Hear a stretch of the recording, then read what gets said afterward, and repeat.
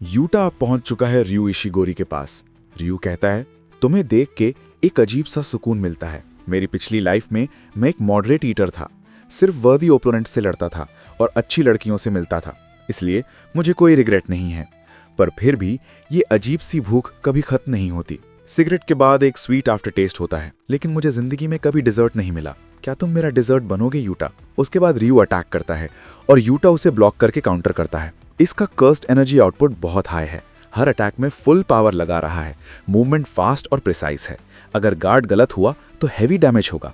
इसने अपने आप को कर्स्ड एनर्जी से रीइंफोर्स किया है। इसे हिट करना मतलब एक बड़े वाटर टैंक को हिट करना। दोनों के बीच इंटेंस क्लैश होता है। रियो समझने की कोशिश करता है कि वो अनसैटिस्फाइड क्यों है और यूटा को भी लगता है कि उसे इसका रीजन पता है। फिर एक बड़ा एक्सप्लोजन होता है। बिल्डिंग के रूफ पर फाइट शिफ्ट होती है। रियो फिर से ब्लास्ट करता है, लेकिन यूटा उस एनर्जी को हाथ से डिफ्लेक्ट करके काउंटर अटैक करता है।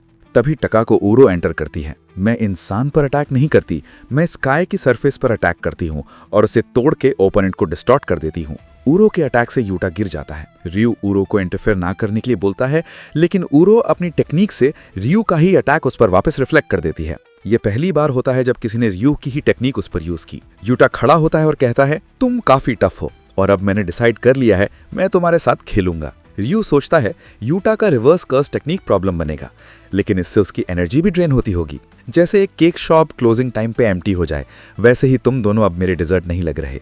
सिचुएशन कंट्रोल से बाहर जा रही होती है। यूटा डिसाइड करता है डिस्टेंस मेंटेन करें, लेकिन पॉसिबल नहीं होता। रीका आओ और मुझे सब दे दो।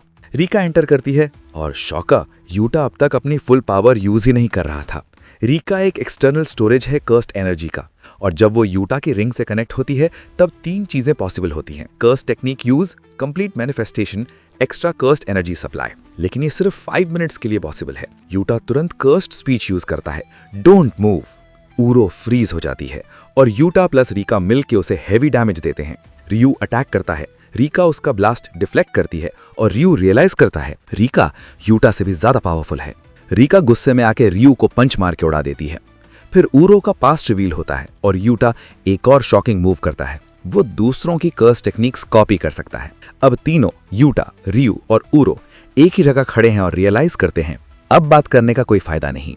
तीनों अपना डोमेन एक्टिवेशन एक्टिवेट कर देते हैं। जब डोमेन्स क्लैश होते हैं तो गारंटीड हिट कैंसिल हो जाता है। रीका को बाहर रखा जाता है, लेकिन तभी एक अनएक्सपेक्टेड ट्विस्ट। कुरुरोशी कॉकरोच कर्ल बैरियर में घुस जाता है। इससे डोमेन कोलैप्स हो जाता है, केओस स्टार्ट हो जाता है।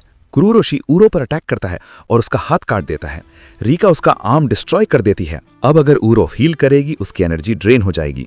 रियू कहता है, बस ऊरो, मैंने तुम्हें इनवाइट नहीं किया था, निकल जाओ। फिर वो दोनों पर अटैक करता है। रियू की टेक्निक कर्स्ड एनर्जी डिस्चार्ज, वो बिना लिमिट के पावर फायर कर सकता है। ऊरो और कुरुरोशी दोनों हेवीली इंजर्ड हो जाते हैं। अब फाइनल सेटअप रेडी है, यूटा वर्सेस रियू। रियू कहता है, welcome to my table Utah.